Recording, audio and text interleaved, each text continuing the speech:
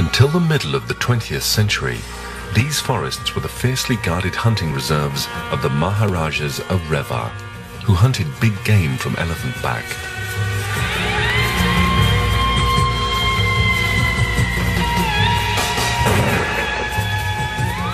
Tigers were always the ultimate trophies, and a stone monument marks the spot where in 1954 the last Maharaja shot his 100th tiger. Today the tigers have little to fear, except from each other. This is Charger, who has ruled here for over 10 years. But like the Maharajas before him, Charger's reign is coming to an end. It is only a matter of time before he must meet a powerful new rival. A younger tiger has moved into his kingdom. He is Charger's own grandson, a tiger named B1. For Charger, who is at least 15 years old, this will be his ultimate challenge. B1, on the other hand, is in no hurry. He can afford to wait. At 5 years old, he is a massively powerful animal in his prime.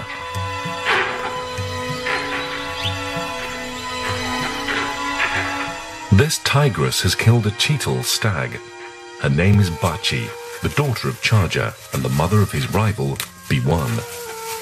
But her mind is on more important things than her feuding relatives.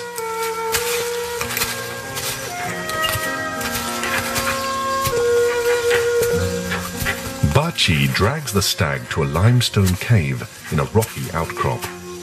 A new litter of cubs is waiting for her in safety and darkness.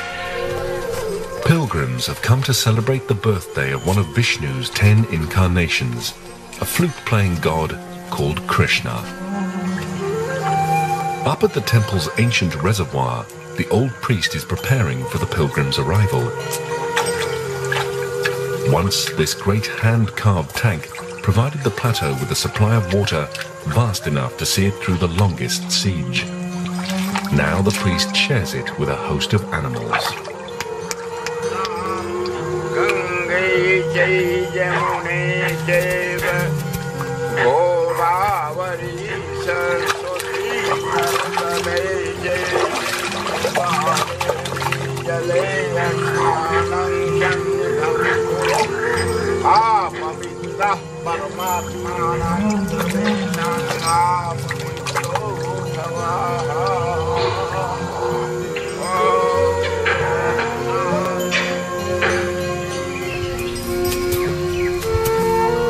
Below the temple, Bachi emerges from her lair with her 2 cubs.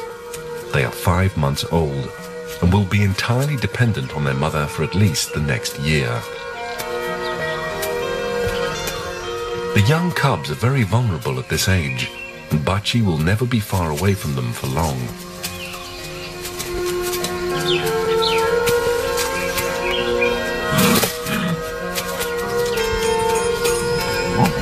The cubs' sagging bellies show that Bachi is an excellent hunter.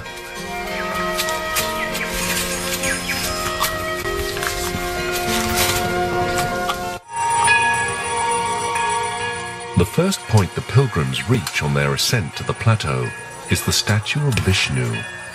They break coconuts in a traditional offering. In a grassy meadow beyond the plateau, B1 is moving purposefully. His presence sends a ripple of fear through the grazing herds of spotted deer, but B1 is not hungry. The alarm calls of the herds have alerted Charger. B1 is approaching fast, pushing into his turf.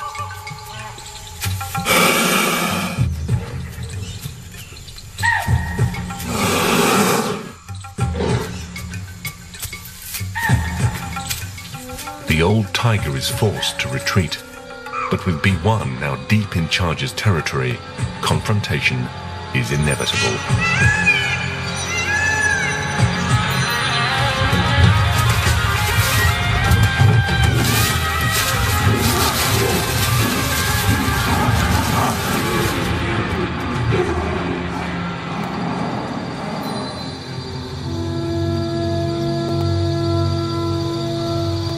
The old priest knows each tiger by name and can even recognize their individual calls.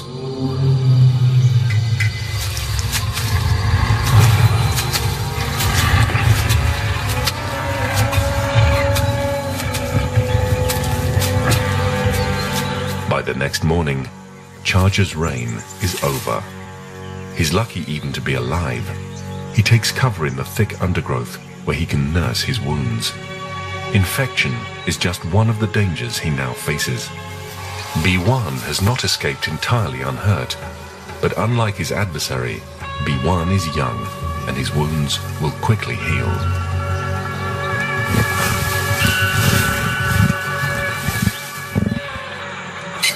The priest anoints himself, as he has done every day for decades. Hinduism places all forms of existence on the same wheel of fate. Whether it's a great and powerful dynasty or an individual taiga, its destiny is governed by karma and overseen by the trinity of gods in their many incarnations.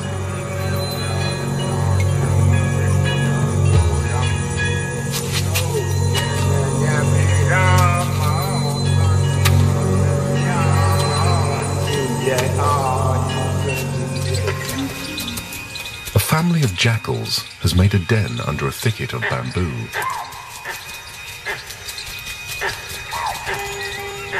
These cubs were born only a few weeks ago, but the den also holds another generation of jackals, older cubs that will suckle alongside their younger siblings. It is because of Bandauger's natural bounty that a pair of adult jackals can support 2 litters at the same time, and providing for the scavengers are the predators. With 2 hungry cubs to feed, Bachi has to kill more and more often. This is Bachi's second successful litter. What looks like fun and games is in fact part of the cubs' education.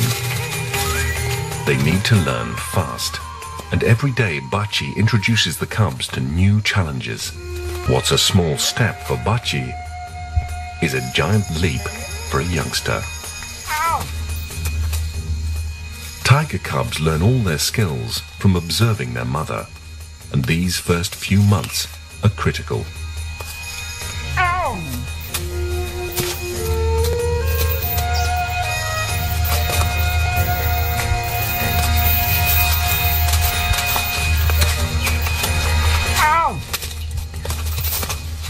It's a steep learning curve, but tiger cubs, like all cats, have a habit of landing on their feet.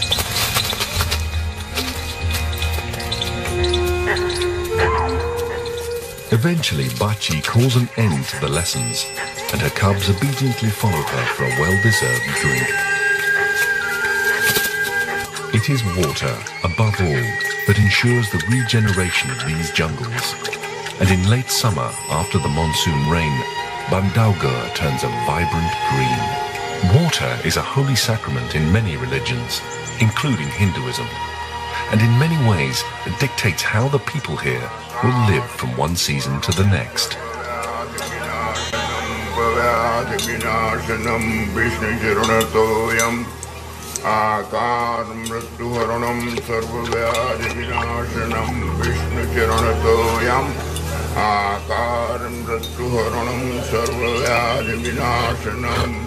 The pilgrims' celebrations are coming to an end.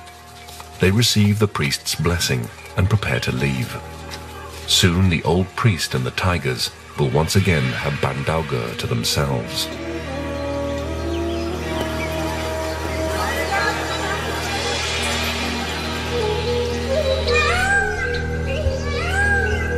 Vishnu, the preserver of life, will sleep undisturbed for another year.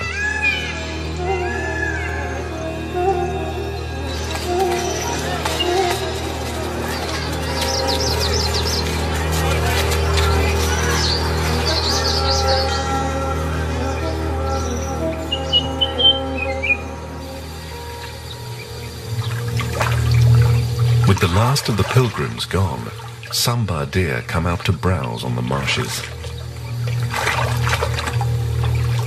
Their presence does not go unnoticed.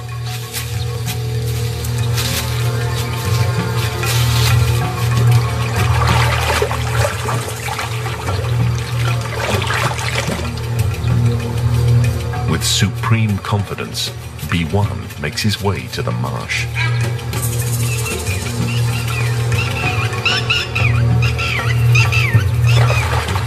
Tails raised and alarm calls sounding, the herds disappear into the long grasses.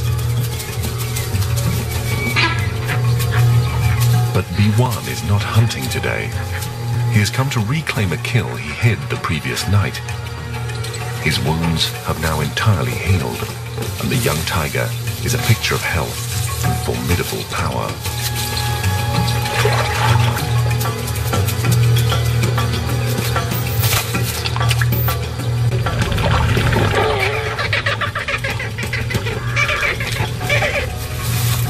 Very little that a tiger does ever goes unnoticed. Prey animals keep an eye on them out of concern for their own survival, and scavengers follow them in order to find scraps. So in Bandaugur, B1 is usually the center of attention.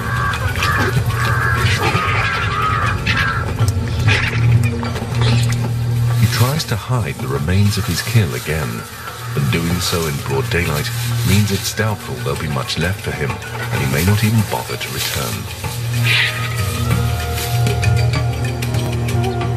Scavengers have been watching his every move, and it is not long before they arrive on the scene.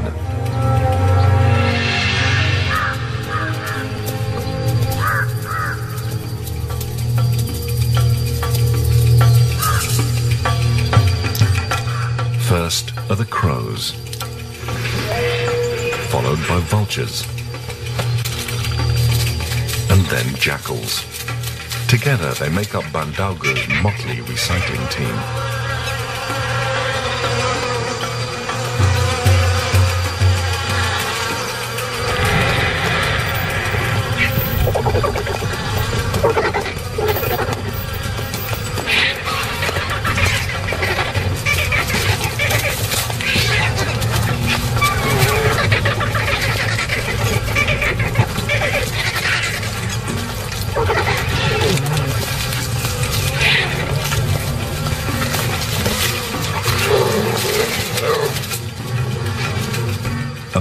Jackal runs the gauntlet of sharp beaks, hoping to grab enough food for his entire family.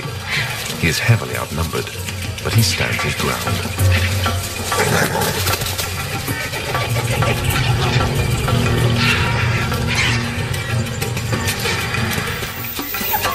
The female and the 2 litters of cubs emerge from the den.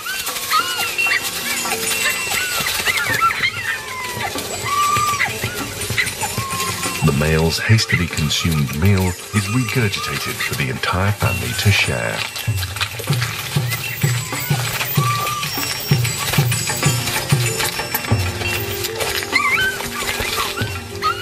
Unlike tigers, male and female jackals play an equal part in raising their young.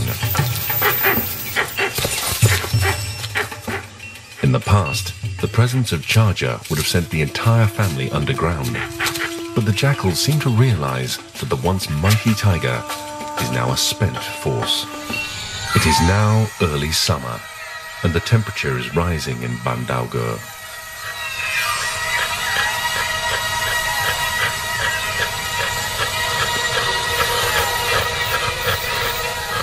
In the heat of the afternoon, Bachi and her cubs sleep. Tigers don't go out in the midday sun. Hunting is kept for mornings and late afternoons. In the grass meadows, the cheetal have begun their annual rut, and stags call to the females. Peacocks, displaying their feathered finery, are also in search of mates.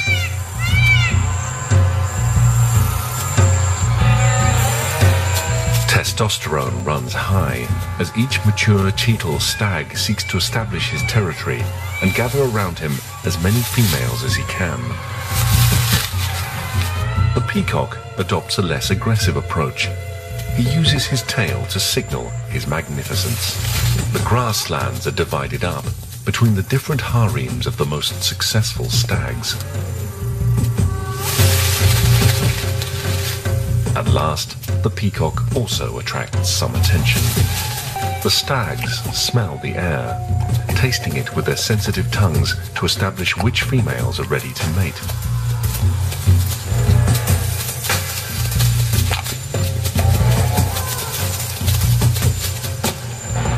Meanwhile, the peacock puts on a display of his charms.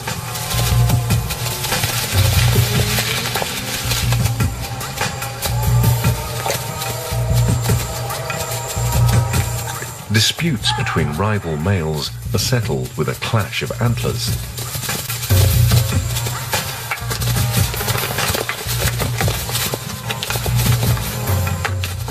It's rare for the fights to last longer than a few seconds.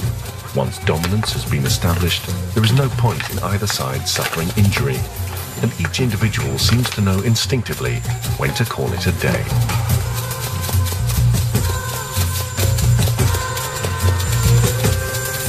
During the rut, tigers can capitalize on the cheetah's lack of vigilance. The long grasses provide ideal cover.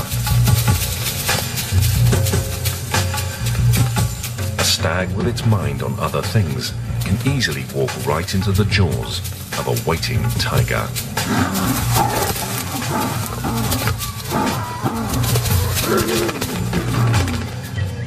The old priest has witnessed the turning seasons in Bandaugur many times.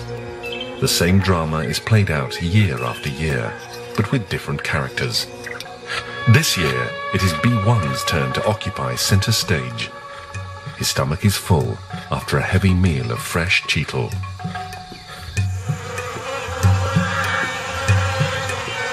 Others have to make do with leftovers.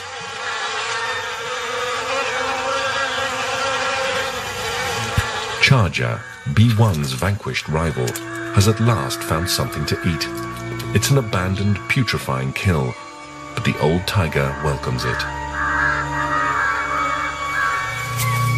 All tigers will scavenge. In fact, appropriating another's kill is a mark of dominance and a perk of being a taiga. But this rotting carcass is a little too ripe, even for Charger. He takes it into the water to wash it and get rid of some of the flies.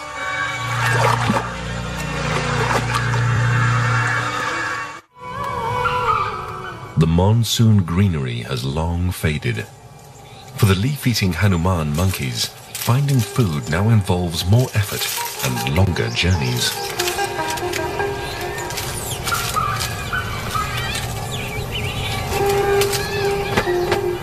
Hornbills also set off across the sparse canopy in search of summer fruit.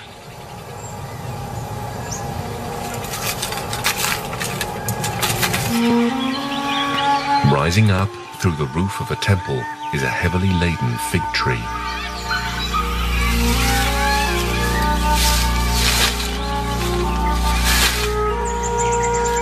Langurs and hornbills converge in the branches to feast.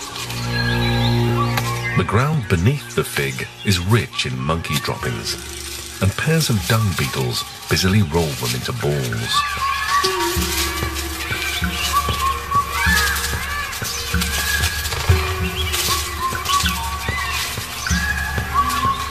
This process is part of the dung beetle's reproductive cycle, but also plays a role in a much larger system of regeneration.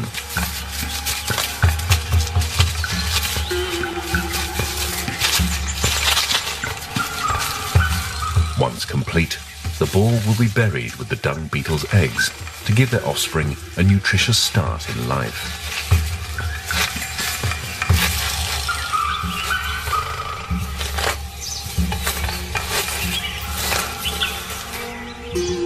Then, the operation over, male and female go their separate ways. The link between the fig trees, monkeys and dung beetles is just one of many intricate cycles that exist in Bandaugur. In the Gita, one of the sacred texts of Hinduism, the god Vishnu says, "Every creature is a jewel on a necklace, beaded to me." The Hindu trinity of gods is made up of Brahma, the god of birth, Vishnu, the preserver of life, and Shiva, the destroyer. It is said that all existence is recycled within this eternal triangle.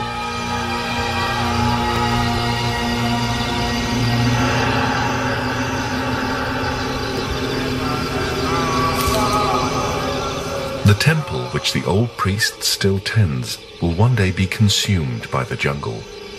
Seeds from figs eaten by monkeys and hornbills will fall to the ground. Rolled and buried by dung beetles, the seeds will germinate. Shoots will grow, and slowly the limbs of many fig trees will entwine the carved pillars of the temple, eventually breaking through the roof. By April, the grasses are brown.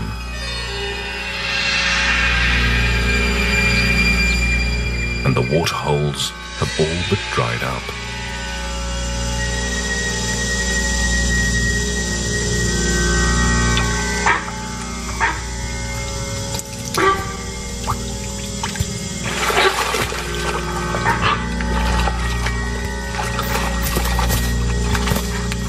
But Bandauga's perennial springs and streams mean that Bachi and her family will never go thirsty.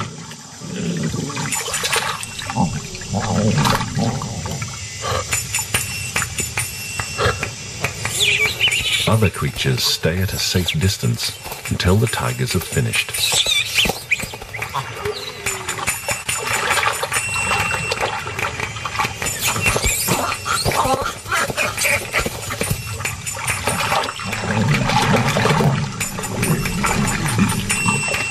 But they might be in for a long wait. After the cubs have quenched their thirst, they begin to let off some steam. Eventually, Bachi summons her cubs, and they go scampering back to their mother.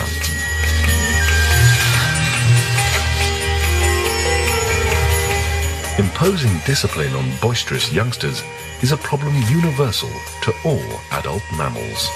Even before the langurs sound the alarm, Bachi senses danger.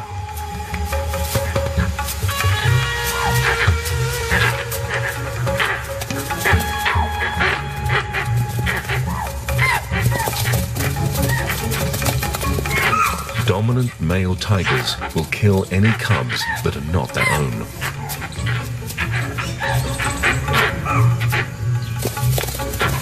With just a flick of his tail, B1 sends the herd scattering.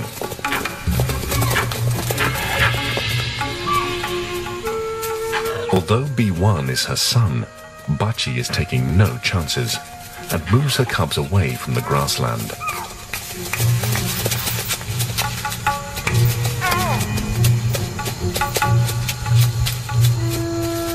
And Bachi is not the only tiger avoiding B1. Charger cannot afford another encounter with his grandson.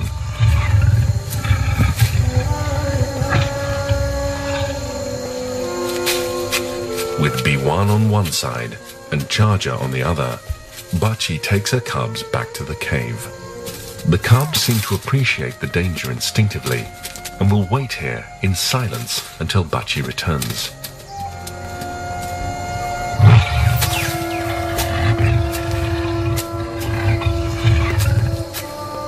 Testing the air, Bachi picks up Charger's scent. The tigress leaves her own scent for Charger to follow.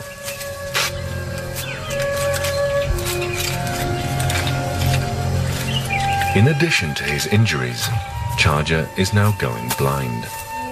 Smell is his most powerful remaining sense, and the one that Bachi will use to lead him.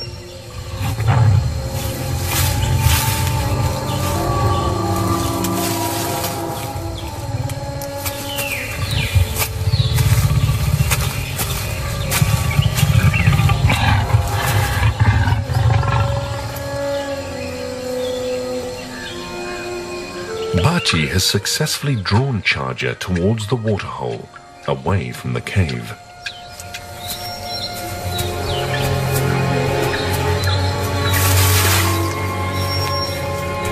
But by the time Charger arrives, Bachi has already slipped away and is on her way back to her cubs.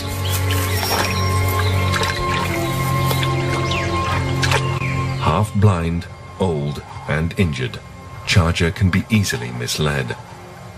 But B1 is a different matter entirely. A young male, ruthlessly establishing his territory.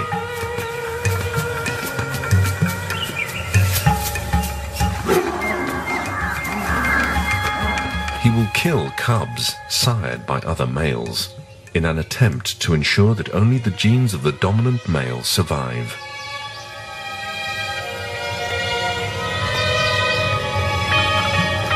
B1's seemingly brutal act is the result of an ancient instinct, one the old priest has watched tigers follow for years.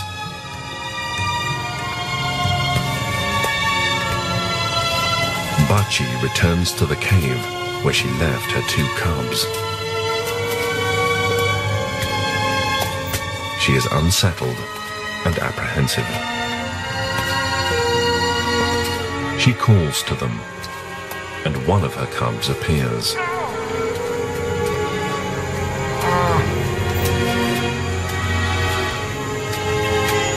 Finally, it is joined by the other. It was the offspring of another tigris that B1 killed. Bachi's cubs are safe.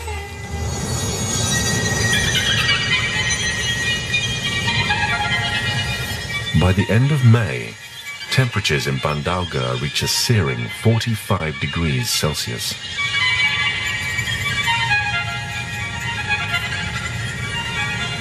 This is the start of Nautipa, the hottest 9 days of the year, when every living thing in Bandauga feels the worst of the fiery summer. By the end of June, thunder rumbles across the plains, and the monsoon winds start to blow.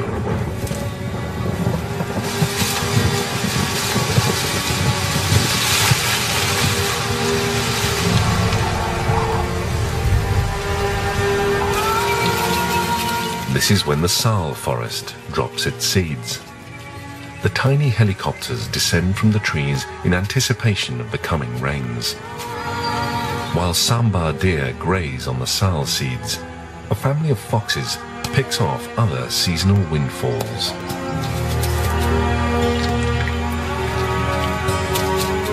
Charger will not see the rains break again. He never fully recovered after his mauling by B1. Now he has been further weakened by hunger and the oppressive months of heat, and he is almost completely blind.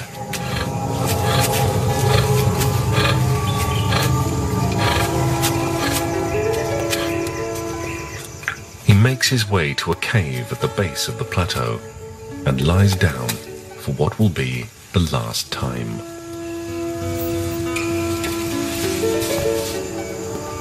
Each new day in Bandauga begins with 1,000,000 possibilities.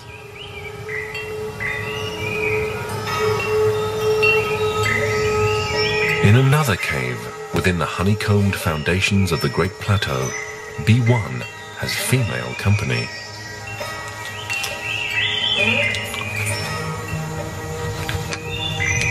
It's the tigris whose cub he killed.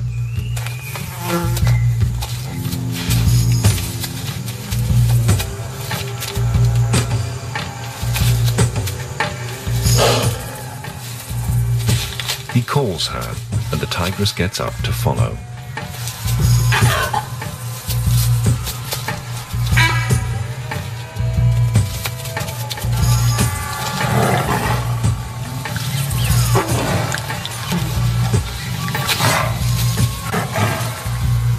The pair will stay together for 2 to 4 days, and during that time they will mate frequently.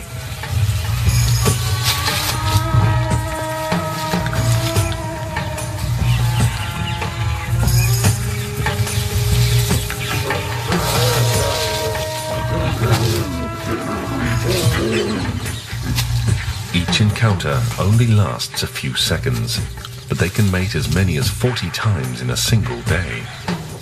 Monsoon clouds fly over the fort and the statues of the 10 incarnations of Vishnu.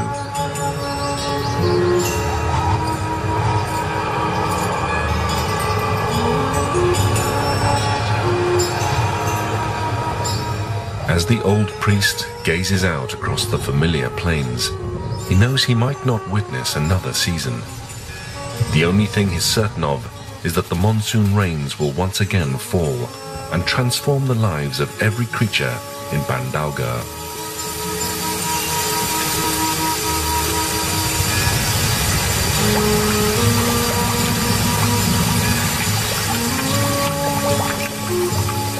Dry land is drenched and almost immediately turns green. The sleeping Vishnu, like a chameleon of new life, also changes color.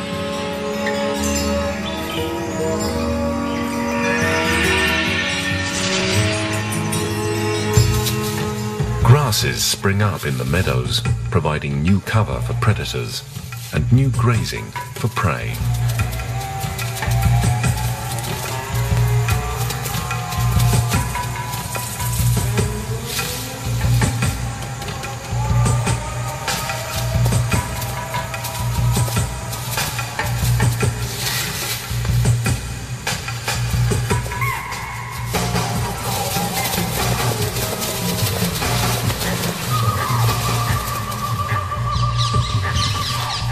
A leopardess drags her kill across the new growth.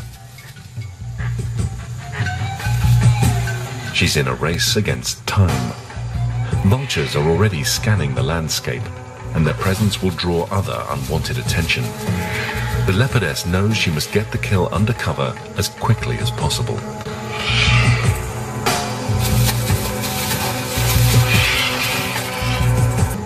Preoccupied with mating for the last few days, B1 is now hungry.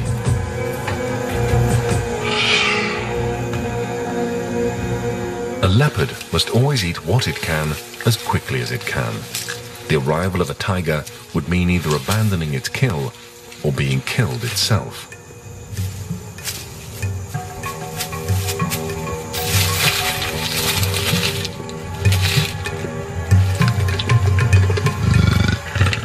The meal is over for this leopardess. B1 has arrived. Leopards are far better climbers than tigers, and she heads for the safety of the branches above her now abandoned kill.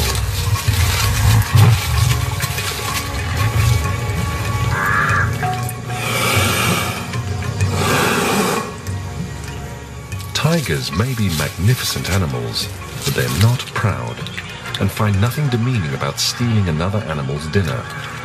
Hunting is a hit-and-miss affair. For a tiger like B1, scavenging is a far more reliable means of support. The leopardess can only watch and wait.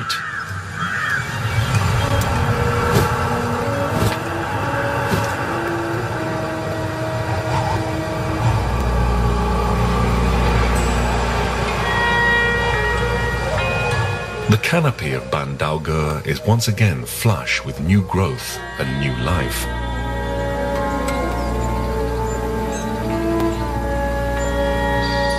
Temperatures fall as summer ends and the cold winter months set in. Stream beds that were bone dry and baked hard now run again.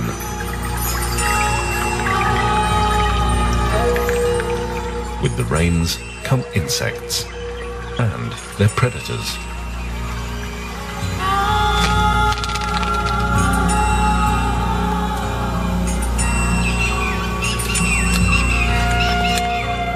A pair of migrant cranes arrives, signaling the start of winter. There will be hardships ahead for all of the creatures in Bandauga.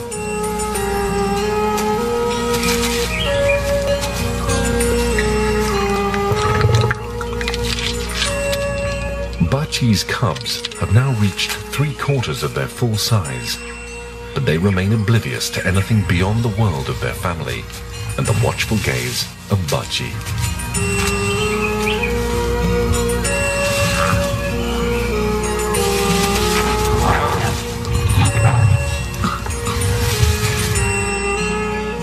The priest on the plateau has silently witnessed all of the dramas played out below the temple.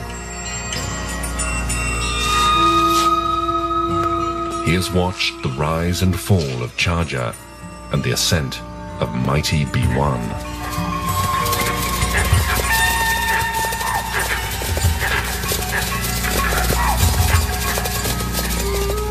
Maharajas have come and gone. The future belongs to the next generation of tigers in the Eden called Panthera.